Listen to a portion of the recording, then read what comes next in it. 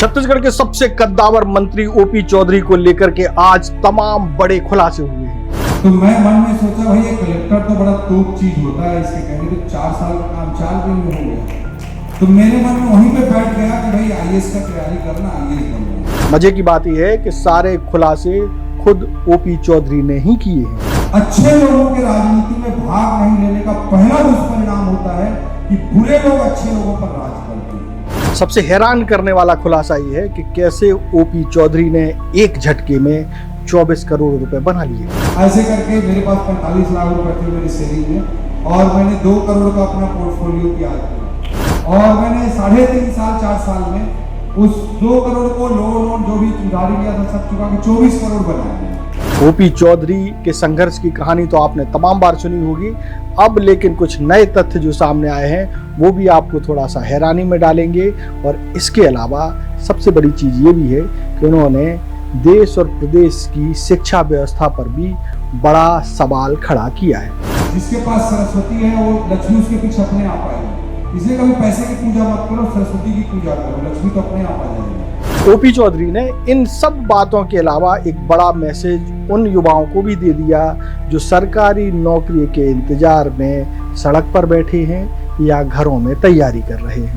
2 करोड़ को 24 करोड़ बनाना इम्पोर्टेंट नहीं है, 2 करोड़ को 24 करोड़ बनाने जानना इम्पोर्टेंट है। तो अब 200 करोड़ से 2000 करोड़ की भी जर्नी आप कर सकते हो। That is important for you कि आप स्किल सीखो, नॉलेज सीखो, जिंदगी में करना क्या है वो सीखो। ओपी चौधरी ने क्या कुछ बताया, सारी कुछ जानकारी हम आज आपको इस खबर में देंगे। इस खबर को पूरा देखिएगा क्योंकि शुरुआत में उनके संघर्ष की एक कहानी है, लेकिन जैसे जैसे आप इसमें आगे बढ़ेंगे तो आपको कुछ हैरान करने वाली बातें सुनने को मिलेंगी। स्पर्श मल्टी स्पेशलिटी हॉस्पिटल आधुनिक एवं श्रेष्ठ किडनी विभाग फुल टाइम विशेषज्ञों की देखरेख में दे रहा है डायलिसिस की सुरक्षित और बेहतरीन सुविधा, साथ ही न्यूनतम दर पर हेल्थ पैकेज की सुविधा भी। स्पर्श मल्टी स्पेशलिटी हॉस्पिटल, एक एहसास अपनेपन का। नमस्कार, मैं हूं मयंक चतुर्वेदी और आप तीरंदाज देख रहे हैं। छत्तीसगढ़ के सबसे कद्दावर जो मंत्री हैं वो है वित्त मंत्री ओपी चौधरी। और ओपी चौधरी आज यानी कि 3 जुलाई को भिलाई में जो रुंगटा इंटरनेशनल स्किल यूनिवर्सिटी है, जो कि बड़ी चर्चित यूनिवर्सिटी इस समय बनी हुई है क्योंकि यहाँ एडमिशन को लेकर के तमाम मारामारी भी देखने को मिल रही है। और आज जो है विद्या आरंभ करके एक कार्यक्रम का आयोजन यूनिवर्सिटी में किया गया था। इस कार्यक्रम में वित्त मंत्री ओपी चौधरी भी आए थे और ओपी चौधरी ने अपने भाषण में जो बातें कही वो काफ़ी हैरान करने वाली हैं। कई खुलासे भी उन्होंने किए और इसके अलावा उन्होंने अपने संघर्ष का वो पक्ष भी बताया जो शायद ही लोगों को मालूम हो। बहुत छोटी छोटी बातें हैं लेकिन आपको या तो मोटिवेट करेंगी या कुछ नया करने के लिए प्रेरित करेंगी। लेकिन जब इस पूरे भाषण में आप धीरे धीरे आगे बढ़ेंगे तो आपको कुछ ऐसी चीज़ें भी पता चलेंगी जो आपको और भी ज़्यादा हैरान करेंगी। इसके अलावा वो भी एक मैसेज पता चल जाएगा आपको कि जो लोग यानी जो युवा सरकारी नौकरी का इंतज़ार कर रहे हैं उनको एक नए तरह का मैसेज भी सुनने को मिलेगा। और इसको युवा ज़रूर सुने कि क्या मैसेज ओपी चौधरी जी देने जा रहे हैं।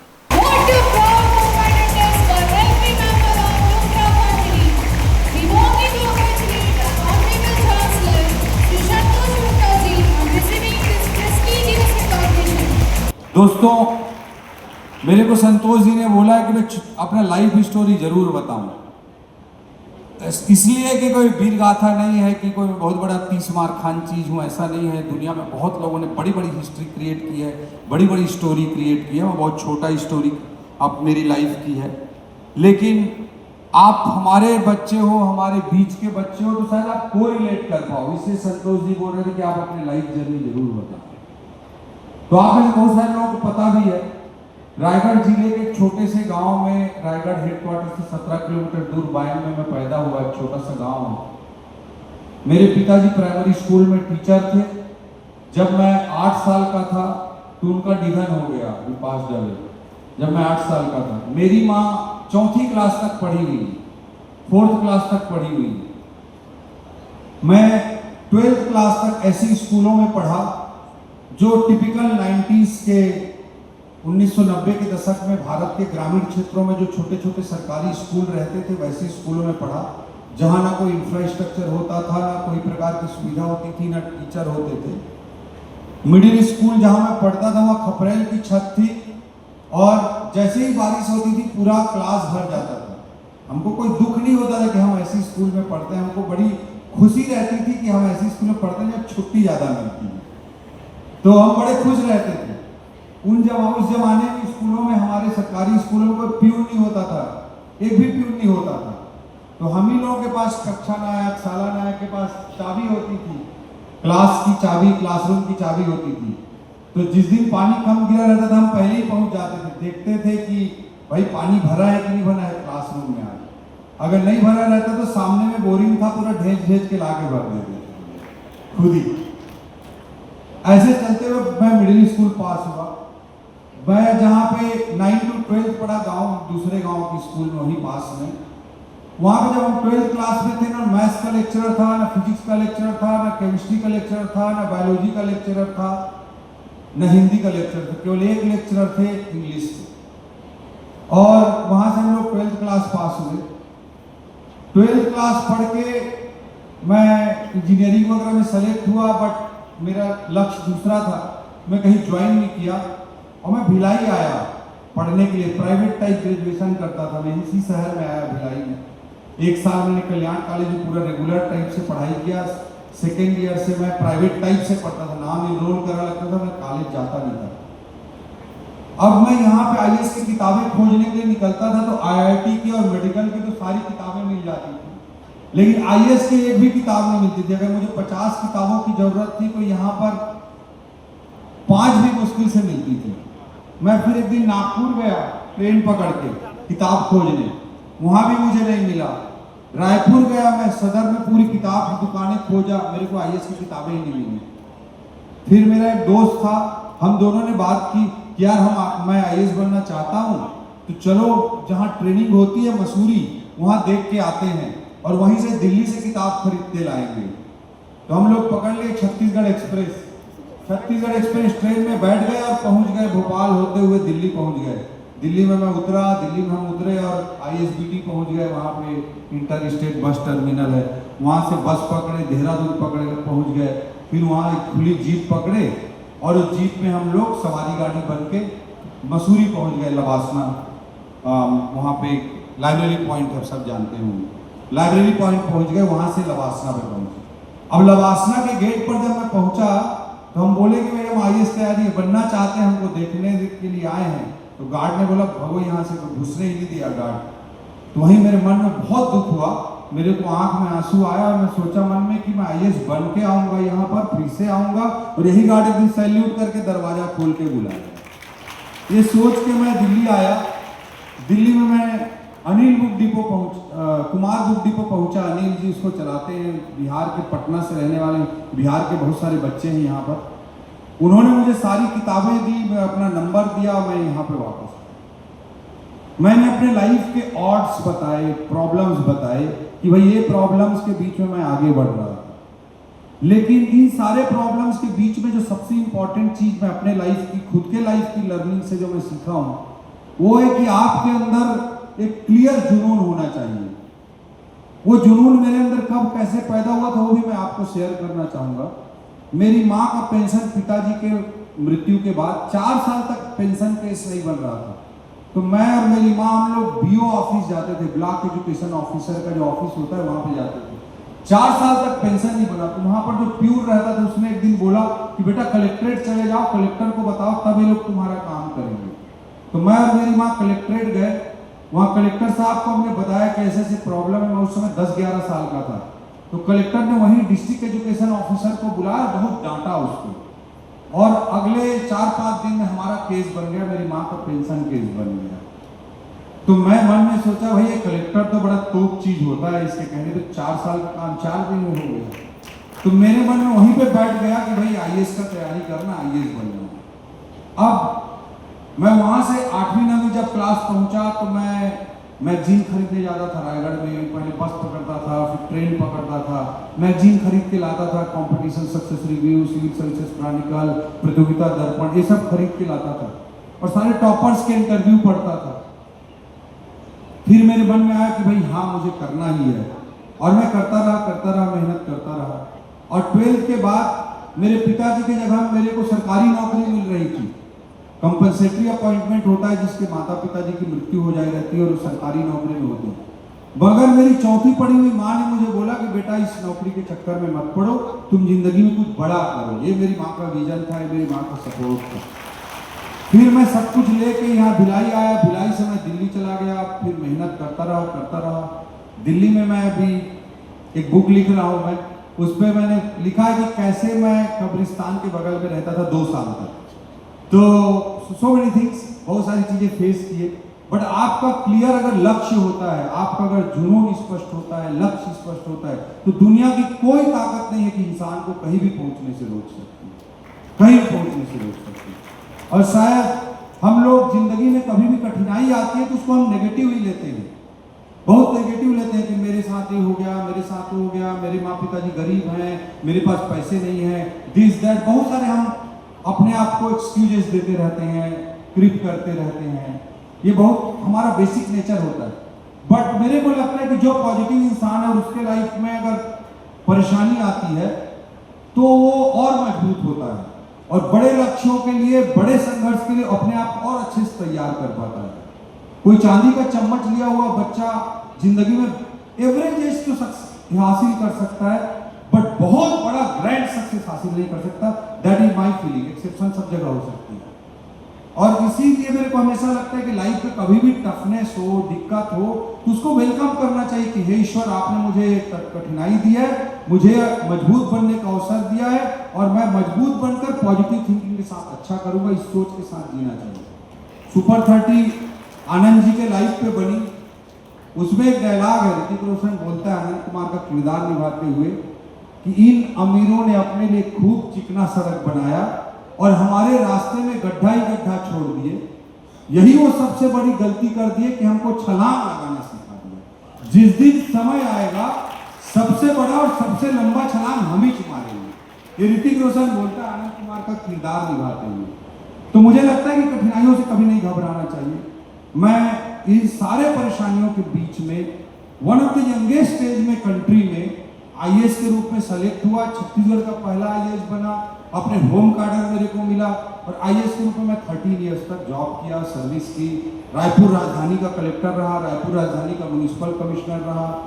मैंने बस्तर में, दंतेवाड़ा में भी बाई चॉइस जाकर काम किया, रिक्वेस्ट करके जाकर। मैं नक्सलिज्म जब पीक पर था तो मैंने रिक्वेस्ट किया था चीफ मिनिस्टर को कि I want to work in Dantewada, और उसके बाद दंतेवाड़ा में काम किया।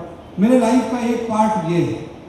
दूसरा, मैं अपने लाइफ की लर्निंग्स ये मैंने इसलिए बताई कि आप सबको रिलेट कर सके। अगर मेरी चौथी पढ़ी हुई माँ छत्तीसगढ़ के राजधानी रायपुर के कलेक्टर तक मुझे पहुंचा सकती है, तो आप लोगों की जिंदगी उससे बेहतर ही होगी जो मैंने अपने लाइफ की स्टोरी सुनाई। तो आप अपने आप को कमजोर मत समझना।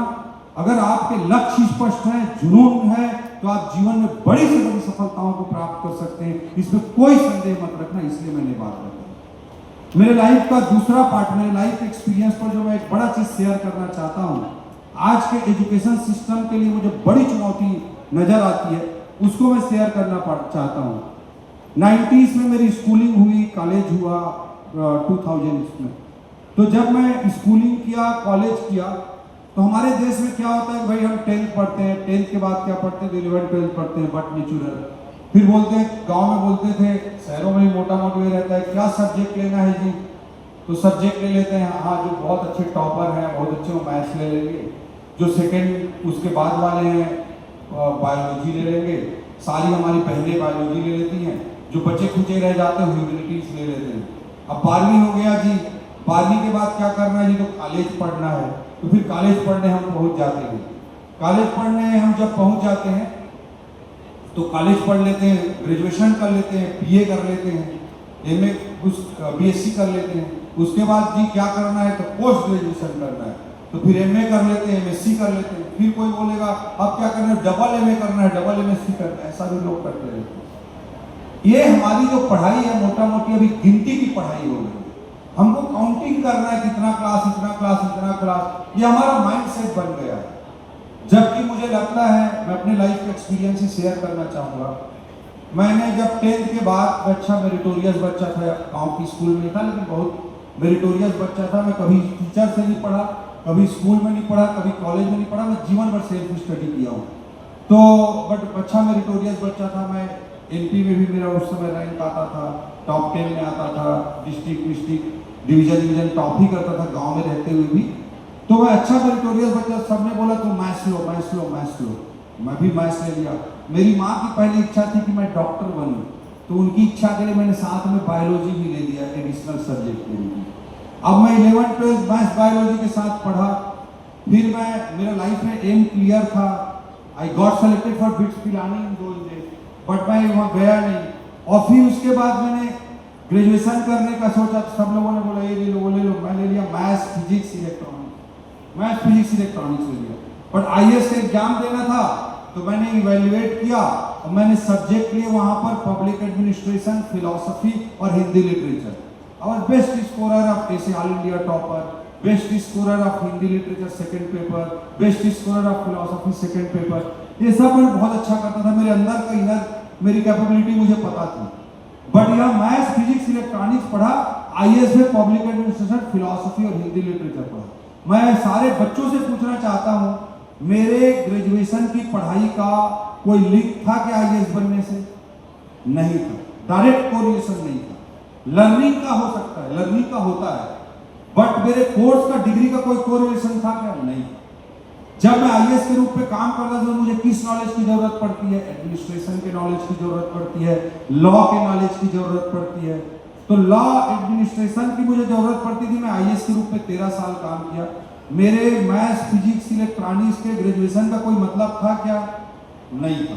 मैं आईएएस के रूप में जब 13 साल काम कर लिया, तो फिर मैंने एक पॉइंट पर रिजाइन किया। Amit Shah ji was national president of BJP, और प्राइम मिनिस्टर मोदी जी के साथ इतना अच्छा देश में चल रहा है, इतना तेजी से काम हो रहा है, तो मैंने डिसाइड किया कि भाई मुझे भी पॉलिटिक्स में आना चाहिए।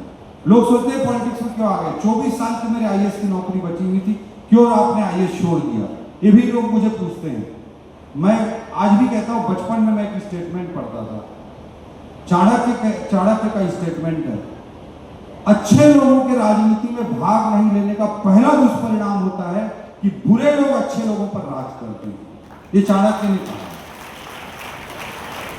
13 साल आईएएस में रहते हुए मैंने रियलाइज किया, इंडियन डेमोक्रेसी में हम लाइक करें या डिसलाइक करें, हम लव करें या हेट करें, बट सबसे इंपॉर्टेंट तो है पॉलिटिक्स ही, इसमें कोई डाउट नहीं, इंडियन डेमोक्रेटिक सिस्टम। लेकिन जिसकी जिंदगी अच्छी चल रही होती है, वो सोचता है मैं इस पचड़े में क्यों पढ़ूं, यहाँ इतनी टांग खिंचाई है, इतनी नेगेटिविटी है, इतना दुनिया भर का प्रॉब्लम है, इस पचड़े में क्या क्यों पढ़ूं? इसलिए अच्छे लोग राजनीति से दूर भागते हैं। और बाहर रहकर हम क्रिटिसाइज भी करते रहते हैं कि भाई वो दुनिया भर की उपमा देते रहते हैं राजनीति को कि ये नाली है, कीचड़ है, गंदा है। तो नाली में उतरकर कोई अच्छा आदमी साफ नहीं करेगा तो गंदगी कभी साफ नहीं होगी। और बाहर से क्रिटिसाइज करने से अच्छा है कि हम उसका हिस्सा बनकर कुछ बेहतर करने का लाइफ में प्रयास करें। दैट वाज माय लाइफ मोटो। उस सोच के साथ मैं राजनीति में, मोदी जी की पार्टी में, अमित शाह जी नेशनल प्रेसिडेंट थे, तब मैं ज्वाइन किया। मैं राजनीति में आया, अभी मैं बता रहा था कि मेरे आईएएस का कोई कोरिलेशन ग्रेजुएशन से नहीं है, मेरे एडमिनिस्ट्रेशन में काम का कोई कोरिलेशन मेरे ग्रेजुएशन से नहीं रहा। मैं पॉलिटिक्स में आया तो पॉलिटिक्स में तो केवल मुंह चलाना है मेजर काम, उसका भी ग्रेजुएशन से कोई काम है क्या? नहीं है। उसके बाद जब हम अपोजिशन में काम करते थे, तो मैं बीजेपी जनरल सेक्रेटरी के रूप में काम करता था उस समय, तो हमारे पॉलिटिक्स का काम करना, उसका ग्रेजुएशन से कोई कोरिलेशन है? नहीं है। जब अपोजिशन में थे तो मैं अपने गांव वापस गया, क्योंकि मुझे पॉलिटिक्स भी करनी थी, और वहाँ गांव में हमारी पुरानी जमीनें हैं, तो मैंने बहुत साइंटिफिक तरीके से खेती करना चालू किया। And I am successful farmer. मैं बहुत प्राउडली बोलता हूँ कि मैं बहुत सक्सेसफुल फार्मर हूँ। अभी मैं जैक फ्रूट करता हूँ, लीची करता हूँ, कोकोनट करता हूँ, ग्राफ्टेड नर्सरी का काम करता हूँ, and I am very successful farmer. तो मेरे खेती के नॉलेज का या खेती के सक्सेस का मेरे मैथ्स फिजिक्स इलेक्ट्रॉनिक्स से कोई कोरिलेशन है क्या? नहीं है। फिर मैं जब अपोजिशन में थे, पार्टी सारी स्ट्रगल्स थे, तो मैंने सोचा कि भाई अब लॉन्ग टर्म पॉलिटिक्स करना है, politics is very expensive affair, तो कुछ न कुछ अपना फाइनेंशियल सोर्स क्रिएट करना पड़ेगा। तो मेरा बचपन से बड़ा फेवरेट सब्जेक्ट था इकोनॉमिक्स। तो अपनी इकोनॉमिक्स के इंटरेस्ट के कारण यूपीएससी में भी मुझे बड़ा अच्छा लगता था, इकोनॉमिक्स जनरल स्टडी के लिए पढ़ते थे। तो मैंने सोचा कि भाई 2008 में जब लेमन क्राइसिस आया था, स्टॉक मार्केट में मार्केट क्रैश किया था, तब से मैंने मार्केट में इंटरेस्ट लेना चालू किया था 2008 में। मैं इंटरेस्ट लेता रहता था, बट सर्विस में ज़्यादा पैसे तो होते नहीं, तो मैं कभी इन्वेस्टिंग खुद नहीं करता था। दोस्त यार को बहुत सारे सजेशंस देता था। मैं 20 रुपए में बजाज फाइनेंस खरीदवाया था 2009 में अपने एक दोस्त, 20 रुपीज़। तो आज इसका वेल्थ 1000 टाइम्स हो गया। तो मैं सोचा कि भाई अब इसको प्रोफेशनली करने का टाइम आ गया है। उसी बीच में कोविड आ गया 2020 में। कोविड के कारण मार्केट पूरा क्रैश हो गया। तो मैंने सोचा भाई या तो दुनिया खत्म हो जाएगी कोविड से, अगर दुनिया बच जाएगी तो मार्केट भी ऊपर आ जाएगा। मैंने दुनिया भर से उधार लिए अपने दोस्तों से, क्या किसी को बोला 20 लाख दे दो, किसी को बोला 15 लाख दे दो। ऐसे करके मेरे पास 45 लाख रुपए थे मेरी सेविंग में, और मैंने 2 करोड़ का अपना पोर्टफोलियो तैयार किया। और 2 करोड़ से मैंने 2020 में काम करना चालू किया, और विदिन 3.5 ईयर्स मैंने टर्निंग भी की, as per momentum investing, technicals देख के, और मैंने 3.5 साल 4 साल में उस 2 करोड़ को लोन जो भी उधारी लिया था सब चुका के 24 करोड़ बनाया मैंने। तो लाइफ में इंपॉर्टेंट हमेशा ये है, मैं तो हमेशा बोलता हूँ this is knowledge based world and knowledge based India. यहाँ पे तो जिसके पास सरस्वती है वो लक्ष्मी उसके पीछे अपने आप आएगी। इसलिए कभी पैसे की पूजा मत करो, सरस्वती की पूजा करो, लक्ष्मी तो अपने आप आ जाएगी। 2 करोड़ को 24 करोड़ बनाना इंपॉर्टेंट नहीं है, 2 करोड़ को 24 करोड़ बनाने जानना इंपॉर्टेंट है। If you can make 20 crore out of 2 crore, then you can make 200 crore also out of 20 crore.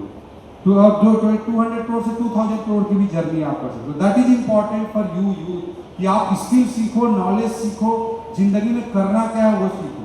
तो मैं आपको पूछता हूँ, स्टॉक मार्केट में जो भी मैंने किया successful, I am a very successful investor. Last 3 year से मार्केट स्ट्रगल कर रहा है, but my compounding is wonderful in last 3 years also.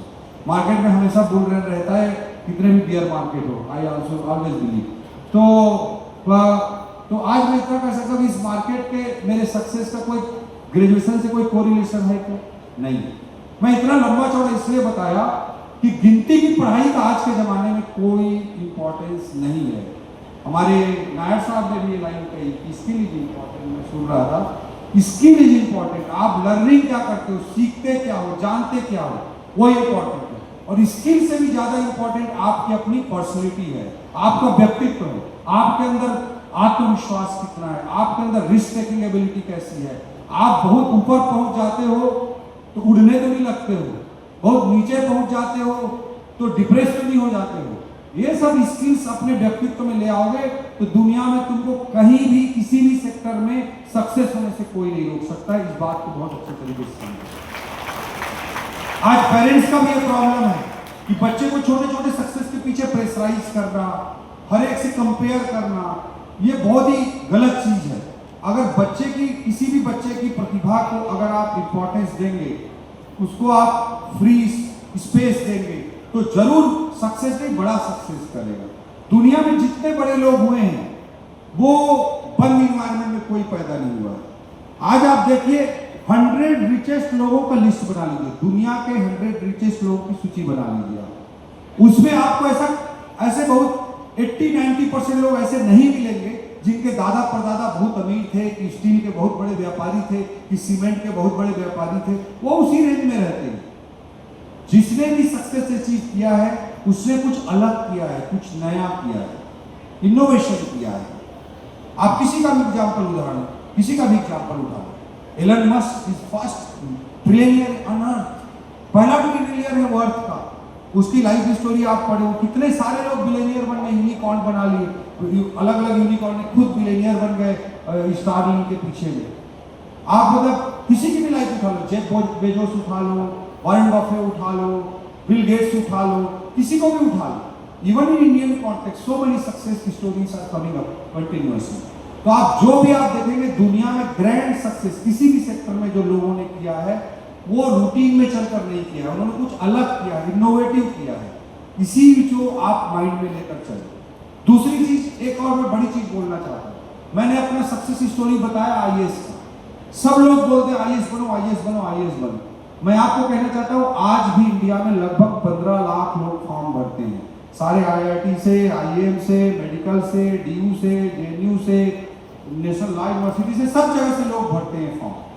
और उसमें से 150 बच्चे आईएएस के लिए सेलेक्ट होते हैं, और सारी सर्विस मिला दोगे तो हार्डली 700-800,000 मान लो, तो 1000 बच्चे हमारे सक्सेस होंगे, 14,99,000 बच्चे सक्सेस नहीं हो पाते।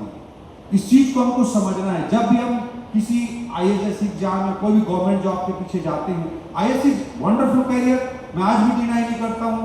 जिस कम एज में मिडिल क्लास के आदमी को जो अपॉर्चुनिटी आईएएस देता है, it's unparalleled not only in India but in world, मैं यह मानता हूं। लेकिन फिर भी मैं ये बोलूंगा कि success ratio is very poor. और उसके बाद प्रॉब्लम क्या है कि वहां पे आईएएस में जाने के बाद अपने आप को आदमी कन्फाइन कर लेता है और अपने आप को खत्म कर लेता है। That's the major problem. तो ऐसे सिनारियों में अरे हम क्या करते हैं, जो सक्सेस हुआ, ओपी चौधरी सक्सेस हुआ तो उसके पास नेता भी पहुंच जाएगा, मीडिया भी पहुंच जाएगी, हम सब पहुंच जाते हैं और हम सारे उस सक्सेस स्टोरी को देखते हैं।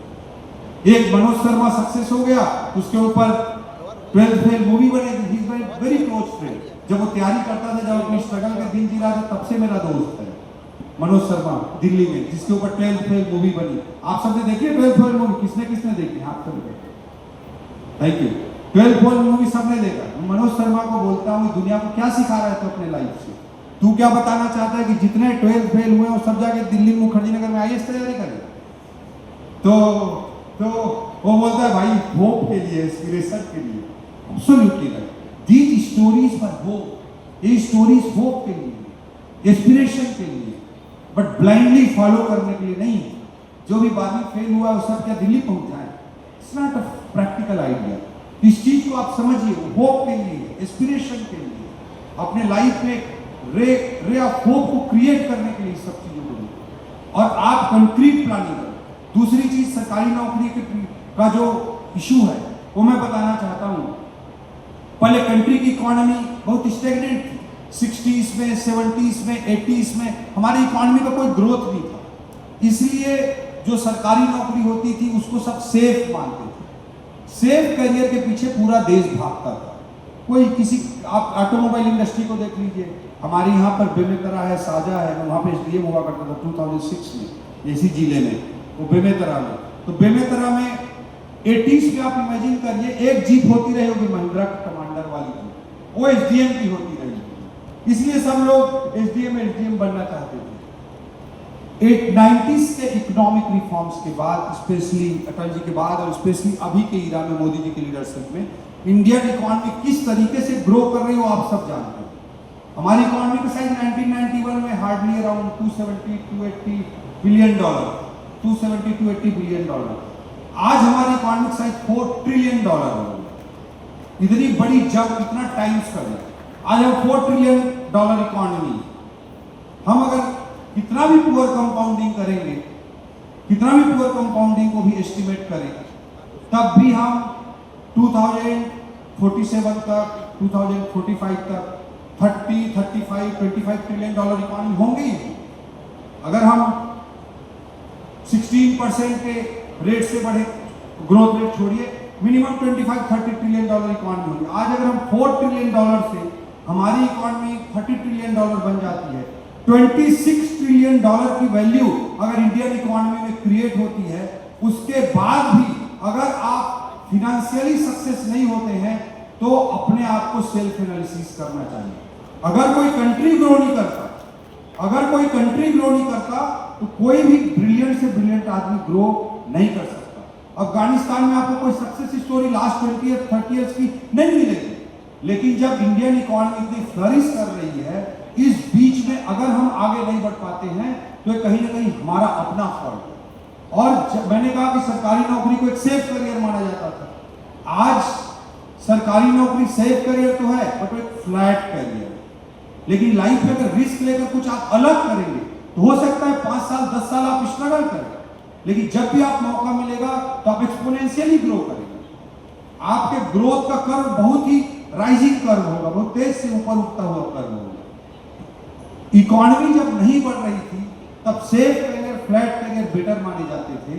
आज इकोनॉमी बढ़ रही है तो ग्रोथ वाले करियर ज्यादा बड़ी अपॉर्चुनिटी आपको दे सकते हैं, और down the line 10 years 20 years you will realise my points, इतना कुछ हो रहा है देश में, उसका आपको हिस्सा बनना चाहिए। तो आज मैं सारे बच्चों को यही कहना चाहूँगा कि IAS का जॉब कोई खराब नहीं है, बहुत प्यारा जॉब है, बहुत बड़ी अपॉर्चुनिटी देता है। गवर्नमेंट जॉब भी खराब नहीं है, बट आपको अपना सेल्फ इवैल्यूएट करना है, आपको अपना पोटेंशियल देखना है, कितने बड़े सक्सेस स्टोरी आप अपने लाइफ में क्रिएट कर सकते हैं।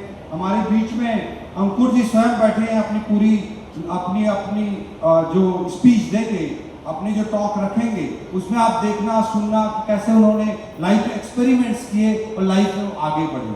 ये चीज को हमेशा याद रखना कि इस तरह के सक्सेस स्टोरीज आप जब कुछ रिस्क टेकिंग एबिलिटी के साथ आगे बढ़ के करेंगे तभी इस तरह की सक्सेस स्टोरीज क्रिएट होगी, वरना लाइफ में आप फ्लैट रहेंगे, आप कमांडर जीप पे ही चलते रहेंगे और आपके पास जो एप्लीकेशन लेके आएगा वो BMW मर्सिडीज में आएगा। This is happening in India और ये और बड़े स्केल में होगा आने वाले डिकेड्स में। तो आप सभी बच्चों को मैं यही कहना चाहूंगा कि बदलते हुए समय को समझो, बदलते हुए समय की आहट को सुनो। जो फ्यूचर को बेटर प्रेडिक्ट करता है वो हमेशा बड़ा सक्सेस अचीव करता है। इस बात को आप अच्छे तरीके से समझो। लाइफ में कोई भी कठिन से कठिन चीज भी हैंडल की जा सकती है। मेंटली उसके लिए अपने आप को प्रिपेयर करो। हमारा राइट इंटाइटलमेंट, हमारे राइट्स के प्रति जो हमारा अवेयरनेस है, उसके प्रति इंटाइटलमेंट का भाव है, वो हमारा बहुत मजबूत होता जा रहा है। बट ड्यूटी फीलिंग हमारी नई जनरेशन में कम आ पा रही है। उस चीज को आप समझो। अगर कंट्री को आगे बढ़ाना है, आप अपने माँ पिता का तो सोचते ही होंगे कि अपने पेरेंट्स को आगे उनके लिए अच्छा करूं, इसके लिए आप अपने आप को अच्छे से खड़ा करो। नेगेटिव माइंडसेट से, क्रिटिसिज्म से आपको कुछ हासिल नहीं होगा, ये हमेशा याद रखना। पॉजिटिविटी के साथ अपने गोल फिक्स करके अच्छे तरीके से क्रिएटिव होकर पॉजिटिव काम करोगे तब लाइफ में सक्सेस होगी। ये बहुत इंपॉर्टेंट है। मैं अपने लाइफ की जर्नी से यही मैसेज देना चाहता हूँ और जितने भी सक्सेसफुल स्टोरीज हैं इस मंच पर बैठे हुए लोगों की सबकी सक्सेसफुल स्टोरीज है। संतोष जी अपनी लाइफ की बात बताएंगे। जिस समय उन्होंने रूंटा ग्रुप चालू किया होगा, बहुत सारे लोग उन पे हंसे होंगे, क्रिटिसाइज किए होंगे, डूब जाओगे बोले होंगे, तुम बर्बाद हो जाओगे, सड़क पे आ जाओ, दुनिया भर की बात की होंगी। अंकुर जी ने भी जब अपने लाइफ उनके भी मैं देख रहा था, इतने टर्निंग्स हैं उनके लाइफ में, जब टर्निंग्स में वो जब भी गए होंगे पूरी दुनिया क्रिटिसाइज की होगी। लोग क्रिटिसाइज करते रहेंगे, वो लोगों की तरह बात करते रहेंगे, इसलिए वो लोग हैं और लोग ही रहेंगे, याद रखो। तो आज मैं यही कहना चाहूँगा। लास्ट में मैं हमेशा आपको लास्ट पॉइंट यही बोलना चाहूँगा, मेरी बहुत सारी शुभकामनाएं हैं। आप लाइफ में इतना आगे बढ़े, इस ग्रुप को भी मैं बहुत धन्यवाद देना चाहूँगा कि गिनती की पढ़ाई से अलग आपने एक अच्छा इनोवेटिव तरीके से हमारे छत्तीसगढ़ को इंस्टीट्यूशन दिया है। आपने दुनिया में जो कुछ हो रहा है उसके अनुसार बच्चों को क्या लर्निंग करानी है उसके हिसाब से कोर्सेज डिजाइन किए हैं। इसलिए मैं सौरभ जी के प्रति, सोनल जी के प्रति, संतोष जी के प्रति हमेशा मेरे दिल में अलग रिस्पेक्ट होता है। और जब भी ये कोई गवर्नमेंट काम के लिए आते हैं तो मुझे हमेशा लगता है कि छत्तीसगढ़ के लिए अच्छा काम करने वाले को गवर्नमेंट के रूल्स रेगुलेशन बाधित कर रहे हैं, उसे हमेशा दूर करने की कोशिश करता हूँ कि गवर्नमेंट के रिस्ट्रिक्शन से इनकी ग्रोथ जर्नी अफेक्ट ना हो। और इनकी ग्रोथ जर्नी, इनके ग्रुप की ग्रोथ जर्नी नहीं है, ये छत्तीसगढ़ के प्राइड की ग्रोथ जर्नी है, ये यूथ के बेटर फ्यूचर बनाने की ग्रोथ जर्नी है। इतने अच्छे कोर्स डिजाइन किए हैं, उसके लिए मैं बहुत बहुत धन्यवाद देता हूँ। आज वो 50 लाख तक का पैकेज तक की बात कर रहे हैं, 1 करोड़ रुपए का अगला टारगेट कर रहे हैं। ये 50 लाख, 1 करोड़, 10 करोड़ इंपॉर्टेंट नहीं है, ये सोच इंपॉर्टेंट है कि हमारा युवा 17 साल तक पढ़ के 17,000 की नौकरी के लिए गिड़गिड़ाता हुआ ना दिखे।